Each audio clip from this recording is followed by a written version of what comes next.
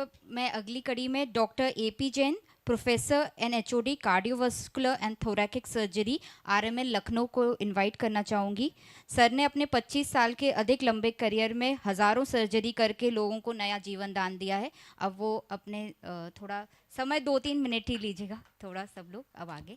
ठीक है, देखिए यशी ने कह दिया है कि वक्ताओं को अपना समय निर्धारित रखना होगा। आगे से हम लोग ऐसा ही प्रयास। जय जिनेन्द्र देव की। परम पूजनीय उपाध्याय श्री 108 विसंत सागर जी मुनिराज के पावन चरणों में सादर शत शत वंदन। जैन समाज के समस्त पदाधिगण, आयोजक बंधु और सभागार में उपस्थित गणमान्य बुद्धिजीवी विद्वत्तजन, विशेषकर आदरणीय श्री शुभचंद्र जैन जी, रत्न राशि ज्वेलर्स, जिनके स्नेह और आग्रह ने मुझे इस पावन मंच तक पहुंचाया और मजबूर कर दिया कि रविवार को आज प्रातःकाल यहाँ पर संगोष्ठी में अपना योगदान दे सकूं। साथ ही में अति प्रिय श्री आदिश कुमार जी, जैन ज्वेलर्स, तथा डॉक्टर शुभ्रा जैन जी, जो सहायक आचार्य हैं IIT लखनऊ। मैं पहले से नहीं जानता था इन लोगों को। इन तीनों गणमान्य जनों का मैं विशेष रूप से हृदय से आभार व्यक्त करता हूं और आपका यह विश्वास मेरे लिए बहुत बड़ा सम्मान है। और कुछ दर्शक दीर्घा में और यहाँ गणमान्य जनों में कुछ चेहरे जाने पहचाने हैं। श्री AK जैन साहब, जो भूतपूर्व DGP हैं, ये मेरे पूजनीय पिताश्री के साथ में सहयोगी रहे, जो कि अब 97 वर्ष की आयु में यंग हैं और जैन दर्शन का अपने जीवन में पालन कर रहे हैं, नोएडा में स्थित हैं। साथ में उनके बगल में बैठे श्री अशोक मुथा जैन साहब, जिनसे मैं कई वर्षों बाद आज यहाँ मिल पा रहा हूँ, जिनके पूजनीय पिताजी का कुछ समय उपचार करने का मुझे सौभाग्य प्राप्त हुआ था जब ये कानपुर में DIG हुआ करते थे।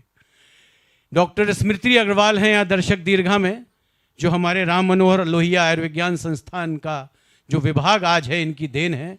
इन्होंने कुछ समय के लिए आई पर एक अमिट छाप छोड़ दी। मैं समझता हूँ ये यहाँ की वरिष्ठतम और सबसे योग्य गायनेकोलॉजिस्ट में से एक कीर्ति स्तंभ है। बहरहाल देवियों सज्जनों, मुझे जब विषय बताया गया कि राष्ट्रहित में जैन समाज का योगदान, तो मन में एक विचार उठा कि यह कोई विषय नहीं, यह एक गौरव गाथा है। जिस समाज ने इस राष्ट्र को अहिंसा का अस्त्र दिया, त्याग का कवच दिया, सेवा की तलवार दी, उस समाज का योगदान इतिहास के पन्नों में नहीं, राष्ट्र की आत्मा में दर्ज है। और आज रविवार के प्रातःकाल हम सब का यह एकीकरण स्वतः इस बात का सूचक है कि जैन समाज की राष्ट्र निर्माण के प्रति प्रतिबद्धता को उजागर करता है। मैं एक हृदय शल्य चिकित्सक हूं। प्रतिदिन शल्य कक्ष में जीवन और मृत्यु के बीच खड़े होकर युद्ध लड़ता हूं और मैंने ये अनुभव किया है कि हर युद्ध में विजय केवल शस्त्र से नहीं, संकल्प और संस्कार से मिलती है। और वही संकल्प, वही संस्कार जैन दर्शन की सबसे अजय शक्ति है। चिकित्सा फिर मैंने जब पता किया कि राष्ट्र निर्माण में योगदान को कंपाइल करना है, तो कल रात को मैंने कुछ विचार एक अपने मोबाइल में कंपाइल किए। तो मैं लिखता गया और पता नहीं लगा कि हमारे तो बिल्कुल असीमित योगदान है। देखिए, चिकित्सा के क्षेत्र में जैन बंधुओं ने देश भर में चिकित्सालय खड़े किए, निशुल्क औषधालय चलाए। ये साधारण दान नहीं है, राष्ट्र सेवा में अर्पित संकल्प था ये।